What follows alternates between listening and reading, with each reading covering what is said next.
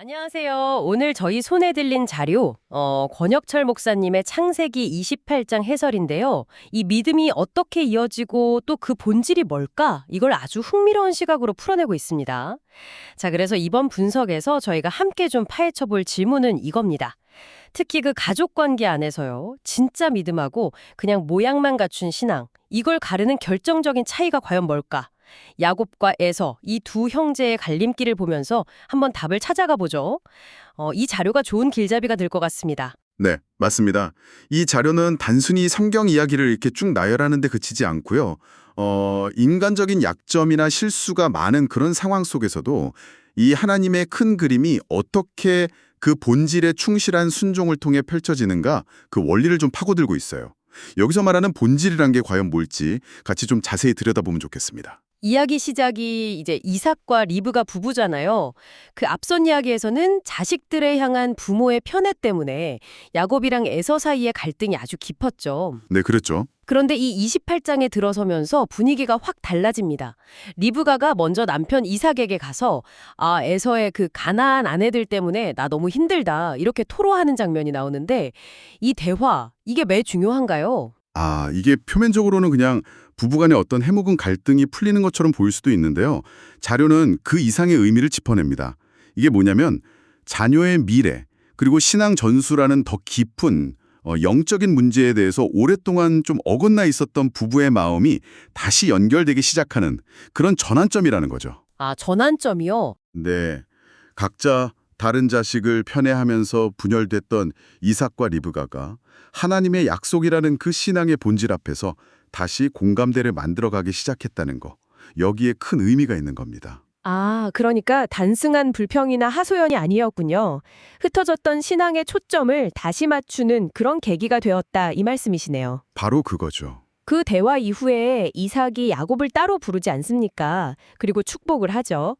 이 부분이 정말 중요해 보이는데, 자, 이 축복은 야곱이 형 에서인 척하고 속임수로 받아냈던 그 이전 축복과는 어떻게 다른 걸까요?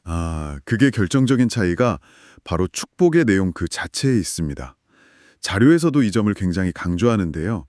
야곱이 에서로 변장하고 받았던 그 첫 번째 축복 기억나시죠? 네네. 그건 주로 땅의 어떤 풍요로움이라든지 형제들에 대한 쥐백관 같은 좀 현세적인 부와 권력에 초점이 맞춰져 있었어요. 하지만 이번 축복은 다릅니다. 여기서 이삭은 전능하신 하나님, 히브리어로 엘샤다이라고 하죠. 이 하나님을 직접 언급하면서 하나님께서 일찍이 아브라함에게 주셨던 그 언약의 복을 야곱에게 공식적으로 선포합니다. 아브라함의 언약의 복.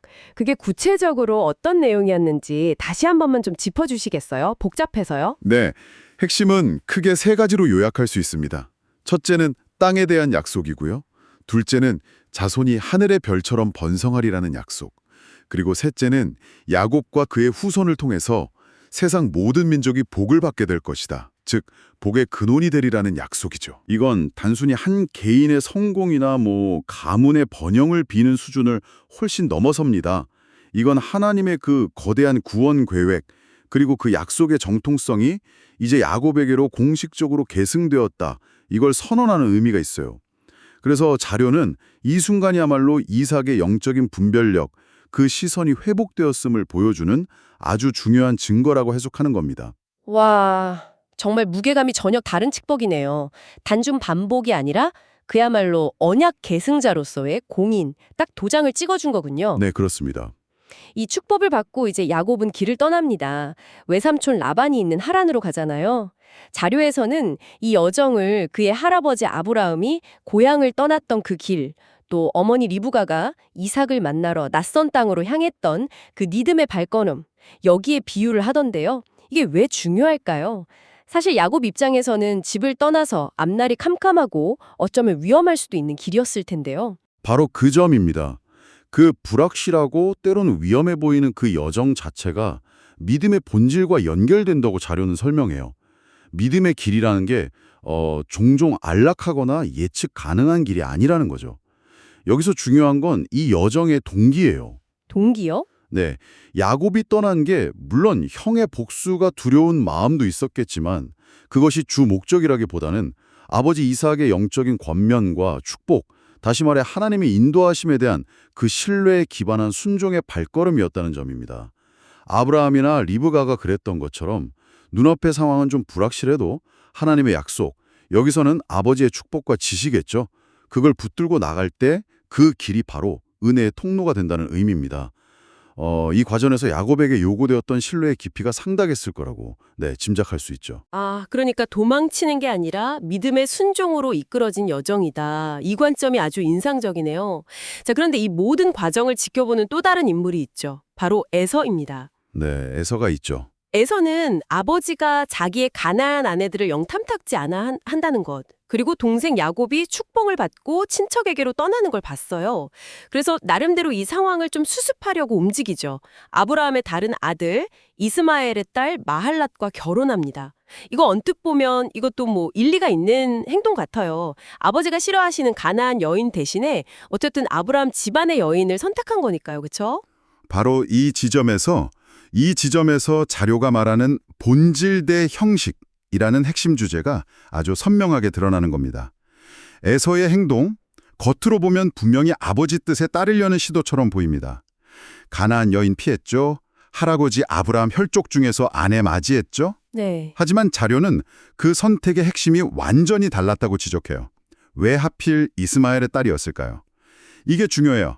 이스마엘 역시 아브라함의 아들이고 그 후손도 혈통적으로는 연결이 되지만 하나님께서 아브라함과 맺으신 그 언약의 중심 계보 있지 않습니까? 즉 이삭을 통해 이어가기로 계획하신 그 구원의 특별한 흐름에서는 벗어나 있는 자손이었단 말이죠. 이 부분을 좀 명확히 해야 합니다. 아브라함의 모든 후손이 언약의 상속자는 아니었다는 거죠. 아, 그렇군요. 같은 아브라함 자손이라도 하나님께서 구체적으로 약속을 이어가기로 딱 정해놓으신 그 라인이 있었다는 거네요. 이삭의 라인. 그렇습니다. 네. 따라서 에서의 선택은 문제의 그 표면, 즉 아버지가 내 아내들을 싫어하신다는 그 현상에 대한 반응이었던 거예요. 형식적으로는 아버지의 불만을 해소하는 것처럼 보이지만 영적으로는 하나님의 구체적인 계획과 뜻이라는 그 본질과는 동떨어진 해결책이었던 셈이죠. 그는 하나님의 약속과 그 흐름이라는 본질의 믿음으로 반응하기보다는 눈앞의 상황, 아버지의 불쾌감이라든지 야곱의 행동 같은 걸 관찰하고 분석해서 사람, 즉 아버지를 만족시키고 문제를 빨리 무마하려는 어떻게 보면 상황 대처 능력이 빠른 되게 합리적인 선택을 한 겁니다. 아, 눈치가 빨랐다고 해야 하나요? 그렇죠. 자료는 이것을 하나님의 근본적인 뜻과는 무관한 형식적인 수능이라고 평가합니다. 당장은 이게 더 쉬워 보이고 문제 해결에 도움이 될 것 같았을지 모르지만 결과적으로는 하나님의 본질적인 계획과는 점점 더 멀어지는 길을 택한 것이죠. 야곱과 에서, 이 두 형제의 선택이 정말 이렇게 극명하게 갈리네요.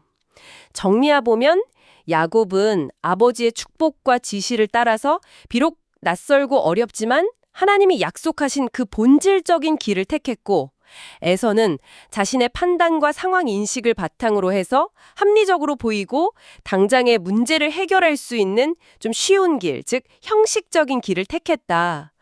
와, 이 분석이 정말 흥미로운데요. 근데 자료는 여기서 멈추지 않고 이 질문을 바로 지금 이 이야기를 듣고 있는 당신에게 던지는 거죠.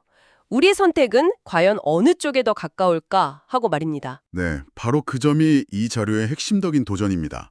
우리 스스로가 평소에 이건 신앙적이야, 이게 옳은 거야 라고 생각하면서 내리는 결정들을 한번 돌아보라는 거죠. 그 결정의 뿌리가 과연 하나님의 실제적인 뜻과 목적, 즉 그 본질에 정말 닿아 있는가, 아니면 그냥 단순히 주변의 기대에 부응하거나 당장의 어려움을 피하고 좀 편리한 결과를 얻으려는 형식에 그치는 것은 아닌가 하고 묻는 겁니다. 겉으로 보기에는 매우 경건하고 도덕적으로 완벽해 보이는 선택일지라도 우리를 향한 하나님의 근본적인 계획과는 전혀 다른 방향일 수 있다는 그 가능성, 이걸 좀 진지하게 고려하게 만드는 거죠. 이것은 삶의 여러 갈림길에서 우리가 어떻게 진정한 하나님의 인도를 분별해야 하는지에 대한 아주 근본적인 질문을 우리에게 던져줍니다. 이야, 정말 중요한 성찰 지점이네요. 겉모습이나 즉각적인 결과에 좌우되지 않고 본질을 추구하는 자세. 그리고 자료는 여기서 더 나아가서 부모가 자녀에게 신앙을 어떻게 전수해야 하는지 여기에 대해서도 언급하는데요. 단순히 이거 해라 저거 하지 마라 이런 식의 규칙 전달만으로는 좀 부족하다 이런 의미겠죠. 그렇습니다. 자료가 강조하는 바는 부모는 자녀에게 신앙의 규칙이나 형식을 가르치는 걸 넘어서서 그 본질을 삶으로 직접 보여줘야 한다는 거예요. 진정한 신앙 교육은 단순히 입으로 가르치는 것에 머무는 게 아니라 부모가 먼저 그 말씀대로 살아내는 것을 통해서 이루어진다는 거죠. 자녀는 결국 부모의 말보다는 그 살아가는 모습 전체를 통해서 하나님을 배우고 신앙의 가치를 내면화하게 된다는 그런 통찰입니다. 삶으로 보여주는 신앙의 무게. 그리고 이삭 가정 이야기를 보면서 또 하나 생각하게 되는 지점은 그 가정 안에 분명히 편애도 있었고 속임수, 갈등 같은 심각한 문제들이 있었잖아요. 네, 많았죠. 그럼에도 불구하고 하나님의 계획은 결국 이루어져 간다는 사실입니다. 이 부분은 자료에서 어떻게 설명하나요? 그 점이 우리에게 참 큰 위안과 동시에 하나님의 주권을 생각하게 만드는 부분이에요. 하나님은 완벽하게 준비된 사람이나 아주 이상적인 가정을 통해서만 일하시는 분이 아니라는 사실이죠. 우리의 연약함, 실수, 심지어는 잘못된 선택들 가운데서도 하나님은 당신의 그 신실하심으로 그분의 뜻을 이루어 가신다는 겁니다. 중요한 것은 그 불완전한 사람들 가운데서도 궁극적으로 하나님의 약속과 계획이라는 그 본질의 자신의 삶을 맞추려고 애쓰는 사람들, 그러니까 넘어지고 실패하더라도 그 근본적인 방향을 놓치려는 이들을 통해서 하나님은 당신의 그 거룩한 역사를 이어가신다는 점, 이걸 이 이야기가 보여준다는 것입니다. 인간의 실패 너머에 있는 하나님의 신실하심이죠. 자, 오늘 권혁철 목사님의 창세기 28장 해설 자료를 통해서 야곱과 에서의 갈림길을 한번 따라가 봤습니다. 이 깊이 있는 분석이 지금 듣고 계신 당신에게는 어떤 울림을 주는지 모르겠습니다. 오늘 이야기는 결국 우리 삶의 선택들 앞에서 그 표면 아래 숨겨진 진짜 동기와 목적, 즉 본질을 들여다보라고 말하는 것 같습니다. 네, 맞습니다. 이 자료의 핵심 메시지는 그거예요.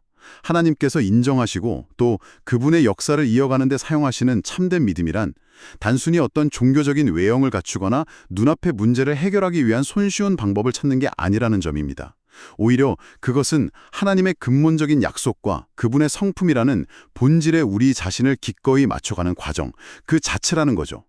설령 그 길이 당장은 더 어렵고 더 멀고 어쩌면 더 불편하게 느껴진다 할지라도 말입니다. 중요한 것은 선택의 결과나 겉모습 이전에 그 선택을 하게 된 이유, 즉 우리의 중심 동기가 어디에 있는가 하는 점입니다. 결국 쉽지 않더라도 진정한 순종과 피상적인 순응을 분별하는 지혜, 그리고 본질을 따르는 길을 선택할 용기, 이게 중요하다는 말씀이시군요. 정확합니다. 그리고 동시에 우리의 복잡하고 때로는 상처 입은 현실 속에서도 그 깊은 본질을 향해 나아가려는 이들을 통해 하나님께서 결국 당신의 선한 계획을 이루실 것이라는 믿음, 그것이 이 이야기가 우리에게 주는 또 다른 중요한 메시지라고 생각합니다. 마지막으로 오늘 나눈 이야기를 당신의 삶에 비추어서 스스로에게 던져볼 질문을 하나 남겨드리고 싶습니다. 최근에 당신이 이것이 옳은 길이다 혹은 이것이 신앙적인 결정이다 라고 여기면서 내렸던 중요한 선택을 한번 떠올려 보십시오. 그 결정의 가장 깊은 곳에는 과연 무엇이 자리하고 있었나요? 혹시 주변의 시선이나 기대 혹은 어떤 특정 상황을 좀 모면하려는 마음이 더 컸던 것은 아닐까요? 아니면 마음이 불편하고 상황이 좀 더 꼬일지라도 더 깊은 신앙의 원칙이나 당신에게 다가오는 하나님의 인도하심에 대한 어떤 감각을 따라 내렸던 어려운 결정이었나요? 당신의 삶에서 형식과 본질의 경계는 지금 어디쯤에 있다고 생각하십니까?